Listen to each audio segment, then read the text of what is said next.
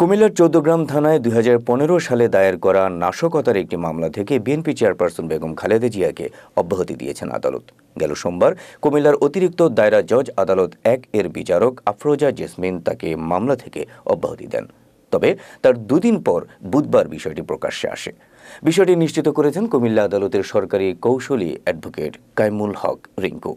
পিপি রিঙ্কু জানান, ২০১৫ সালের ২৫ জানুয়ারি হরতাল চলাকালে কুমিল্লার চৌদ্দগ্রাম উপজেলার হায়দারপুর এলাকায় ঢাকা-চট্টগ্রাম মহাসড়কে একটি কাভার্ড ভ্যান ভাঙচুর ও অগ্নিসংযোগের ঘটনায় একটি নাশকতার মামলা দায়ের করা হয়। বিশেষ ক্ষমতা আইনে পুলিশ বাদী হয়ে দায়ের করা ওই মামলায় বেগম খালেদা জিয়া সহ ৩২ জনকে আসামি করা হয়।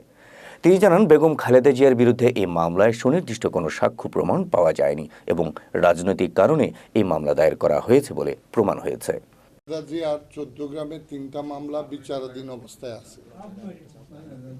এরই মাঝে গত ২০/১/২৪ তারিখে অতিরিক্ত দায়রা জজ ১ আদালতে ৭৯/১৭ মামলাটা ৪ শুনানির জন্য ছিল।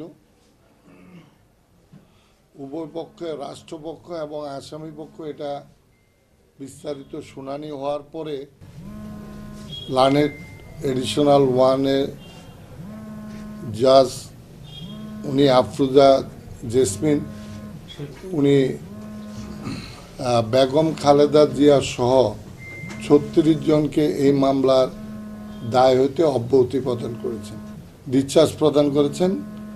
ওনার বিরুদ্ধে এই মামলায় কোনো সুনির্দিষ্ট সাক্ষ্য প্রমাণ পাওয়া যায় নাই এবং এই মামলাটায় ওনাকে রাজনৈতিক কারণে করা হয়েছে, এটা কোর্টে প্রমাণিত হয়েছে এবং উনি এই সময় ঢাকায় ছিলেন। উনি কিভাবে মামলায় উনি প্ররোচনা দিয়েছেন এটা তদন্তে ওইভাবে চার্জশিটও আসে নাই এবং এফআইআরও ওনার বিরুদ্ধে ওইভাবে অভিযোগ না থাকায় বেগম খালেদা জিয়া সহ ৩৬ জনকে এই মামলার দায়ের থেকে অব্যাহতি দেওয়া হয়।